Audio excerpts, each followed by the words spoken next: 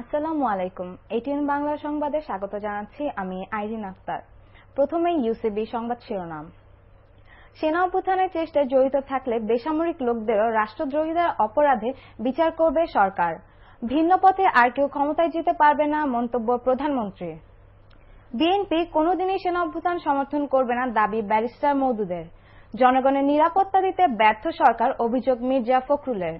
এবং রাজধানীর মিরপুরে দিনে দুপুরে নিজ বাসায় সন্ত্রাসীদের হামলায় খুন হলেন এক ব্যবসায়ী। শুনছিলেন শিরোনাম, এবার বিস্তারিত। সেনা অভ্যুত্থানের চেষ্টায় জড়িত থাকলে বেসামরিক লোকদেরও রাষ্ট্রদ্রোহিতার অপরাধে বিচারের আওতায় আনা হবে। এজন্য সরকার সংশ্লিষ্টদের আটকের চেষ্টা চালাচ্ছে বলে জানিয়েছেন আইনমন্ত্রী ব্যারিস্টার শফিক আহমেদ। রাজধানীতে বিচারকদের এক প্রশিক্ষণ কর্মশালায় তিনি আরও জানান, সামরিক ব্যক্তিদের বিচারে সেনাবাহিনী চাইলে সহায়তা দিতে রাজি আছে। বিস্তারিত কেরামতুল্লাহ বিপ্লবের রিপোর্টে। ভিন্ন পথে দ্রুত ক্ষমতায় যাওয়ার প্রক্রিয়া বাংলাদেশে আর কখনো হবে না বলে মন্তব্য করেছেন প্রধানমন্ত্রী শেখ হাসিনা। গণভবনে বৃহত্তর নোয়াখালী জেলা আওয়ামী লীগের তৃণমূল নেতাকর্মীদের সাথে এক সভায় তিনি এই মন্তব্য করেন। কেউ জনগণের অধিকার হরণের চেষ্টা করলে তা প্রতিহত করার কথাও বলেন প্রধানমন্ত্রী। বিস্তারিত জানাচ্ছে মনিউর রহমান।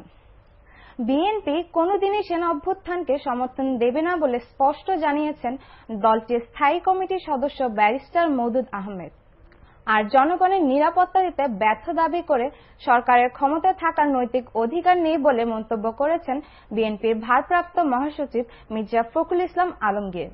রাজধানীতে আলাদা দুটি অনুষ্ঠানে তারা এসব কথা বলেন। আবু দারদা জোবায়েরের রিপোর্ট। রাজধানীতে দিনে দুপুরে নিজ বাসায় সন্ত্রাসীদের হামলায় খুন হলেন এক ব্যবসায়ী। মিরপুরের মধ্য পীরের বাগের একটি বাসায় এ ঘটনা ঘটে। তবে এই ঘটনায় এখন পর্যন্ত কাউকে গ্রেফতার করতে পারেনি পুলিশ। বিস্তারিত জানাচ্ছেন রবিউল ইসলাম রাজু। গত 21 বছরে দেশে কোনো উন্নয়ন হয়নি। এ পর্যন্ত যা উন্নয়ন হয়েছে তার সবই করেছে জাতীয় পার্টি। আগামীতে জাতীয় পার্টি এককভাবে নির্বাচন করবে।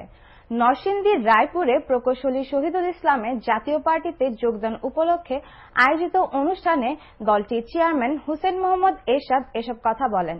তিনি অভিযোগ করেন, বর্তমান সরকার সব ক্ষেত্রে ব্যর্থ হয়েছে আর সব বিদেশি বন্ধুদের হারিয়েছে। আগামীতে জাতীয় পার্টি ক্ষমতায় গেলে পদ্মা সেতু নির্মাণে কোনো জটিলতা হবে না বলেও দাবি করেন জাতীয় পার্টির চেয়ারম্যান হুসেইন মোহাম্মদ এরশাদ। এবার আন্তর্জাতিক প্রসঙ্গ। পরপর কয়েকটি বোমা হামলায় নাইজেরিয়ার প্রাচীন শহর কানোয় অন্তত 7 জন নিহত হয়েছে।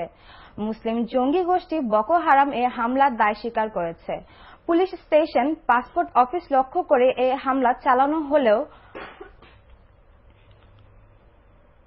কয়েকটি স্থানে গুলির শব্দ শোনা গেছে বলে জানিয়েছেন স্থানীয় প্রশাসন। হতাহত যাই হোক, এই হামলার তীব্রতার কারণে সাধারণ মানুষের মধ্যে ভয়াবহ আতঙ্ক ছড়িয়ে পড়ে। এবার পারটেক্স খেলার খবর। গ্রামীণফোন ফেডারেশন কাপের ফাইনালে বিজেএমসির প্রতিপক্ষ হল শেখ জামাল ধানমন্ডি ক্লাব। বঙ্গবন্ধু জাতীয় স্টেডিয়ামে দ্বিতীয় সেমিফাইনালে শেখ রাসেল ক্রীড়াচক্রকে 2-0 গোলে হারায় তারা। আক্রমণ পাল্টা আক্রমণে জমে উঠলেও প্রথমার্ধে গোলের দেখা পায়নি কোনো দলই। 87 মিনিটে ম্যাচে বন্ধ্যাত্ব ঘোচায় গতবারের রানার্স আপ শেখ জামাল। 85 মিনিটে জটলার থেকে কেস্টারের শট শেখ রাসেলের প্রদীপ বড়ুয়া হাত দিয়ে আটকালে পেনাল্টি পায় জামাল। সেই সুযোগে কেস্টার দলকে এগিয়ে নেন। এর 2 মিনিট পর রাজুর পাস থেকে এলেনার শট জালে জড়ালে শেখ রাসেল ম্যাচে ফেরা অসম্ভব হয়ে পড়ে। ফলে 2-0 গোলে জিতে টানা দ্বিতীয়বার ফাইনালে উঠে শেখ জামাল। শেষ করার আগে ইউসিবি সংবাদ শিরোনাম আরেকবার। সেনা অভ্যুত্থানের চেষ্টায় জড়িত থাকলে বেসামরিক লোকদের রাষ্ট্রদ্রোহিতার অপরাধে বিচার করবে সরকার। ভিন্ন পথে আর কেউ ক্ষমতায় যেতে পারবে না, মন্তব্য প্রধানমন্ত্রী। বিএনপি কোনোদিনই সেনা অভ্যুত্থান সমর্থন করবে না, দাবি ব্যারিস্টার মওদুদের।